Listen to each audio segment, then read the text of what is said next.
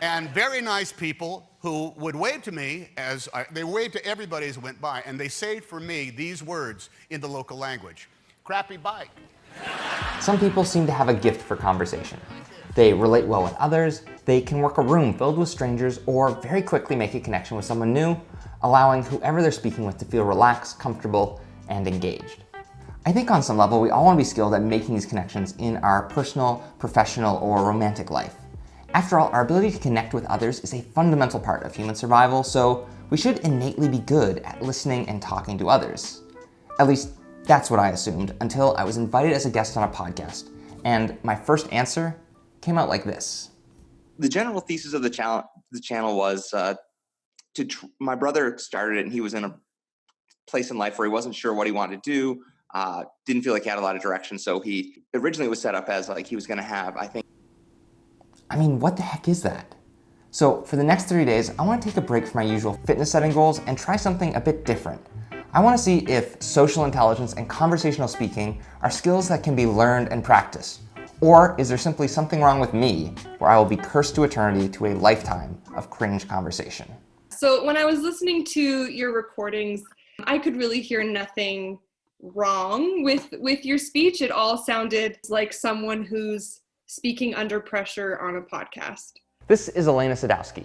She holds a master's degree in speech and language, and earlier this week I emailed her a few of my podcast clips to see if there's anything I can do to add more fluidity to the way I speak. Lots of times when you want to try to speak fluently, I would say one of the best tips is to control your rate and to control your breathing. So you want to always try to speak at a really nice rate, slower pace, and make sure that you're taking even, regular breaths that are deeper. Once you kind of get those shallow, breaths, that makes your heart go a bit faster, that makes you feel a bit anxious, and so you're going to want to increase your pace. And honestly, anxiety and nerves play a huge role in your speech and in how it sounds and if it's fluent or disfluent. While most of us are able to talk and listen easily when we're with close friends or family, for many people, when you put them on camera or in front of an audience, the act of being observed by others creates a level of performance anxiety, or what we often call stage fright. A major symptom of this is often a heightened sense of self-awareness, which is what I generally feel in conversation. This creates tension in your body that affects the way you stand, speak, and move. If you've ever seen a high school drama before, then you probably know what this kind of physical tension looks like in action. Every time you can't face yourself, you blame it on me. You say it's because of me, because of the neighborhood. You use every other phony excuse. Another indicator of nerves and stress is an over-reliance on filler words. These are the ums, ahs, likes, and so's that break up the flow of what you're saying and create a distraction for whoever's listening. The only reason you don't see me using filler words now is because everything I'm saying was written out in advance and is now streaming on a teleprompter. But if I take this teleprompter away for my last point, then what we have to remember are humans are very social creatures. So even when these nerves and tics are subtle, they will be picked up by the person who you're speaking with, even subconsciously. And this creates a distance between the two, so you're never able to get a full level of intimacy while you have this self-awareness. How did I do on that one? Did I have any tics? Did I glance to find my words? These are often really subtle things. And this might sound self-evident, but it truly does work, is just stopping, taking a second, taking a breath, and restarting. That is a good way to kind of collect yourself and to catch up with what you're saying. And honestly, something else that really helps is just practice. Practice makes perfect. Broadcasters do that every single day. So they've gotten really good at knowing just how to keep a nice rate, deep breaths, and kind of keeping going through what they're saying. When it comes to being able to connect with someone, speaking and communicating clearly is only a small part of the process, with things like listening and engaging with the other person being much bigger parts of a good conversation. So I decided to swallow my pride and ask my brother Cam for advice. He's one of the most socially outgoing people I know, and it still sucks to ask him for help. My hope is to learn as much as I can from Cam, and at the end of this challenge, we're going to compete in a series of blind conversations, where we'll be graded by how well we engage with others, how well we listen, and if the people we're talking to think we'd be worth speaking with again. It's interesting because I think from my background in acting, the worst thing you can possibly be in a social interaction is self-aware. Self-aware in a negative sense where you're like, what are my hands doing? How is my face reacting to what they're saying? Am I like doing something weird? Are my eyes? Because that's me when I'm at my worst in a conversation, is when I start to tune into myself, whereas I find the easiest thing is focusing on them, like picking up on what you're giving me, what your eyes are saying. Are your eyes shifting? Are you uncomfortable? What are your hands doing? So yeah, if someone's awkward and like very self-aware in a conversation, like everyone feels it. Yeah.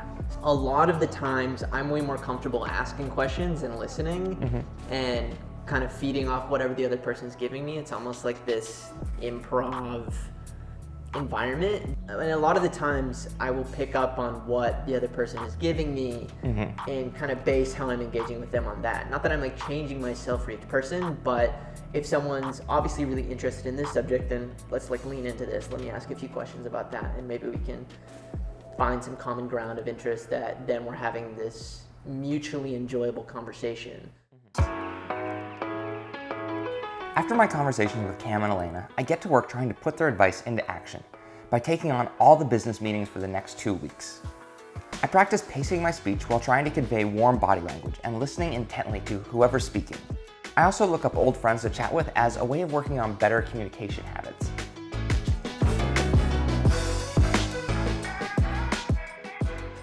So I just finished up my 4th meeting of the day. I didn't have too much to do in any one of these meetings as I was mostly listening to what the other person had to say. That said, trying to work on my speech patterns, trying to avoid filler words like I normally do, trying not to stutter, and trying to be fully attentive with the person who is pitching me or talking through their ideas, all of that stacked up to be quite tiring. And I realize I'm not gonna have too many more opportunities like this until it's time for the final test. On the day of our final challenge, I measure out 20 feet of distance between the 2 chairs so Cam and I can each have 8-minute conversations with various people, some of whom we've met before and others who are meeting for the very first time. Homie, how's it going? Good. How are you? I'm good, that looks nice. Oh, yeah. What was the last movie you cried in? It was like an Indian movie I saw. And you're doing film now, or? Yeah, so I've just started craft service. It's definitely a change of industry for me. I've done a lot of like bartending. I was actually teaching English as well for a little bit. I thought I wanted to be an archaeologist, which I have zero patience. I don't even know why that was a thing. And then I was like, you know what? I want to be an actor. And it was like some mute girl who ended up... I don't know why I'm laughing. I'm so sorry. What? It was so much better than being in the sun, at least. Getting burnt? Yes. But I was living in Australia, and there's actually a room at most bars, and they call it like the pokey room. And it's a room where people can smoke, and there's slot machines. Where if this was a Brown family and you haven't seen your dad in 3 weeks, he would hug you, then he would hug you some more, then he'd kiss you, then he'd like make you sit beside him to talk to you how you are, and then maybe you go out to eat a little bit, and then take you to his house. What to do when someone wants to like self-exclude, and what to do when people seem to have like an unhealthy relationship with gambling at your bar. When I would pull the sludge out of the bag and dump it in. That was the one thing I was like, I can't. I always just told people it was broken because I didn't feel like making them. I was like, oh no, it doesn't work. Coffee. While I do a much better job of speaking clearly without stammering or stuttering in these conversations, I don't think my nonverbals are as strong as Cam's, and when our scores are tallied, he outperforms me in the categories of engaging conversation, move the conversation smoothly, and would enjoy speaking to this person again. So I lost this challenge to Cam, and while that was always the more likely outcome, it is still, nonetheless, one of the most painful sentences I've ever had to say on this channel. So, drinking away some pain here. In the end, I think this challenge proves the rule that it's better to measure your progress against yourself rather than anyone else. There will always be someone stronger, faster, or just better at talking. The simple fact that Cameron feels energized at the thought of meeting new people, while my first reaction is to get nervous and tense up, means I'm walking into any first impression with stuff I need to be mindful of and work on. For me, that means trying to become better at recognizing that tension early on in conversation, finding ways to relax in spite of it. While there was a lot of helpful advice I was able to research in terms of listening and being present with the person you're speaking with, I'd be lying if I said I benefited in terms of being able to put that advice into practice. So if I'm being completely honest, my genuine advice for people struggling in conversation is to simply try to relax. And if you struggle in regards to conversations with your work or professional life, try to take the stuff you're already good at and become great. Because if you can do that, no one's gonna care how many times you stutter over your words. If you're looking to improve yourself in a wide variety of areas, then you'll want to check out the sponsor of this video, Skillshare.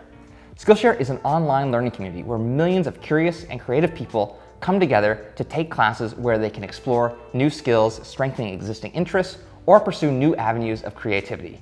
With thousands of classes, there is something out there for everyone. Whether your interests lie in photography, music production, or getting in better shape.